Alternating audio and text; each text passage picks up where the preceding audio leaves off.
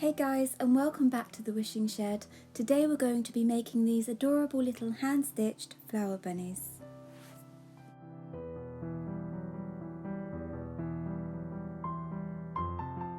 You only need to know a few simple stitches. They hardly use any materials to make and they really are lots of fun, so let's get started.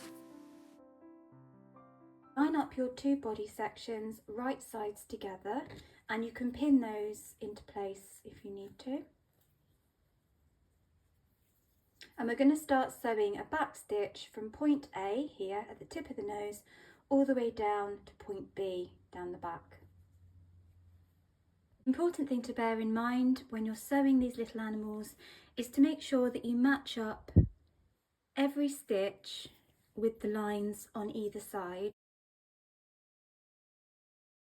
End your sewing with the knot of your choice. I like to sew a few extra blanket stitches. Sew on the little mouth detail to the front. Right, now you need to attach the middle section, so you want to line that up so that the point matches the points here. Okay, and then we're going to sew down from point A all the way down to point C. You may need to manipulate the fabric as you sew to make sure that the lines match up still. Right, and now we attach the other side exactly the same way. So starting at point A and all the way down to point C, the other side.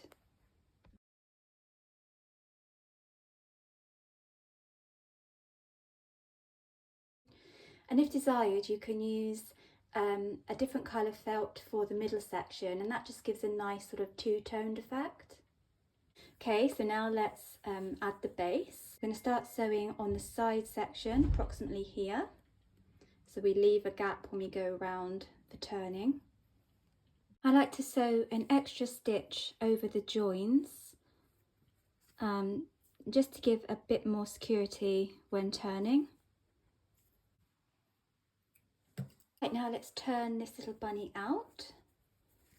And you may find it helpful to use a blunt end of a wooden skewer or a long wooden matchstick just to help with the turning.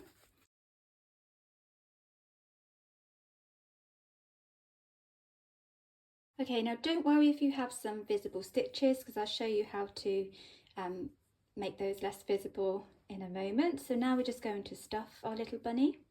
Okay, so let's push in our stuff in now, little bits at a time, and use a thin tool just to get the stuffing up into the nose. And I'm using a carded wool fibre here.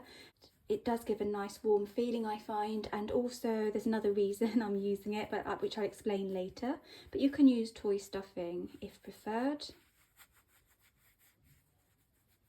Okay, let's close this opening now using a small ladder stitch.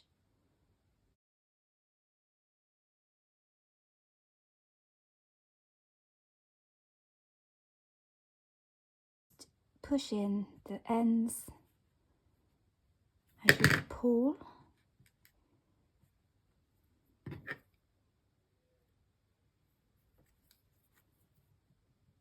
Gives a nice. Now you can tease up some of the felt fibres and they will pretty much disappear. You're just going to brush them over.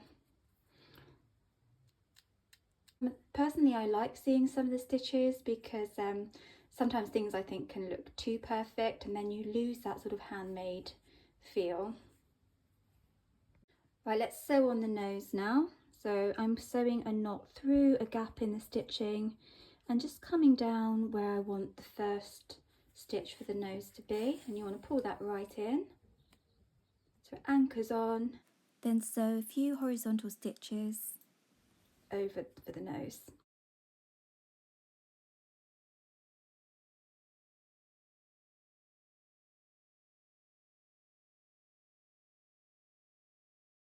And just sign off by going through the body a few times.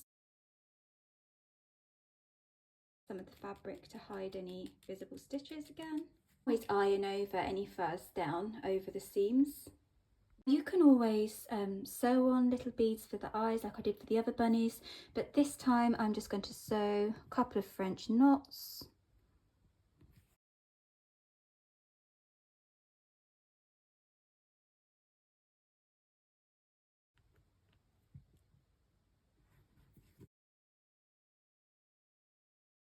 Bunny actually topples over, so to make him be able to sit nicely, you want to push down firmly on a hard surface and rub backwards and forwards.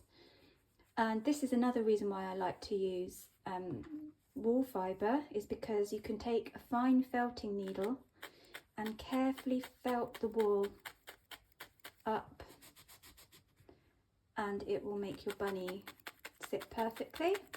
Just felt up through the centre. This is a 38 gauge felting needle.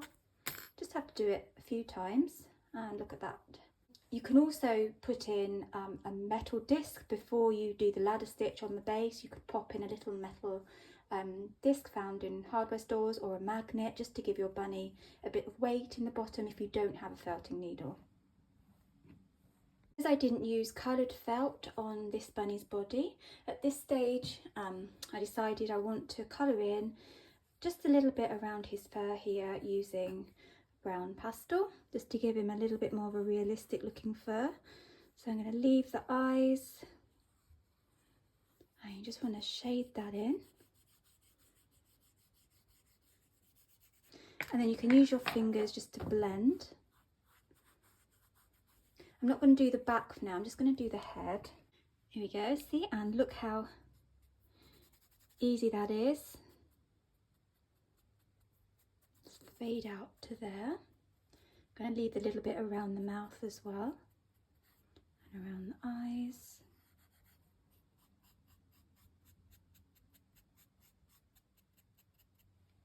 Make sure I get down in that seam allowance as well.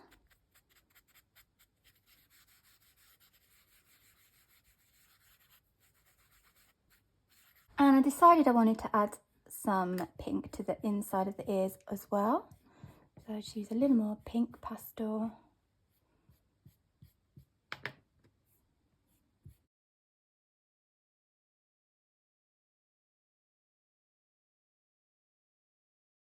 Okay, so let's attach the ears. So I'm going to start by folding the base of my first ear and sew the knot on the inside, and a simple blanket stitch through the base just to keep that fold, like so. Okay, now I've pinned my other ear in position where I want it. You can have the ears going upwards if you prefer, like that, but I'm going to have them facing downwards on this one. So line them up, you look from above and try and get them as even as possible. A few whip stitches like this over the base.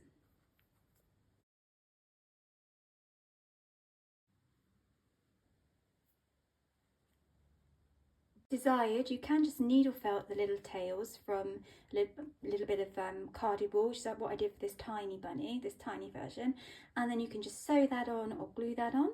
Making the tail from felt fabric, then I find it's easier to not have the seam allowance and then just fold in half and sew a small blanket stitch from point A down to point B.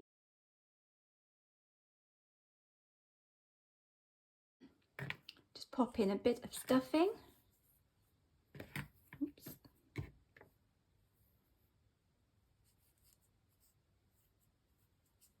And then just continue the blanket stitch to close.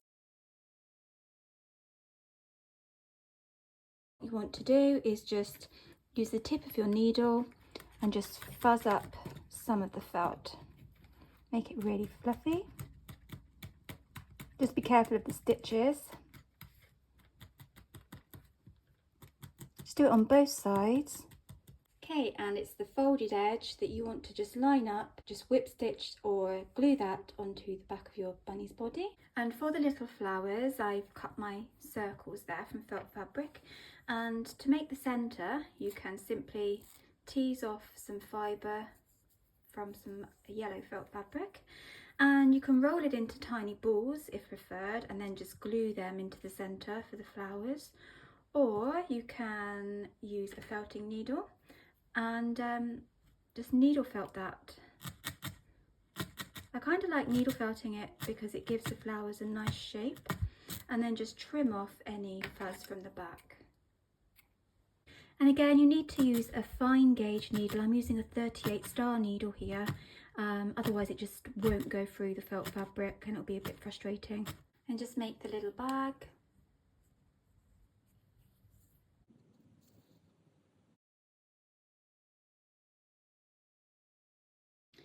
Okay, so now we just carefully pop the bag over the head. One thing I love about these little bunnies is you can custom make them for a loved one. So if your loved one's got a favourite flower, you can make those and pop those in, or favourite colours and things like that. And it just makes them extra special, I think. And that's it, our little bunnies are all finished. As always, I hope you've enjoyed watching and you have lots of fun making your own little bunnies. Please feel free to tag the Wishing Shed and share any photos, because I'd love to see how your bunnies have turned out. Wishing you all a wonderful day, and we'll see you back here soon.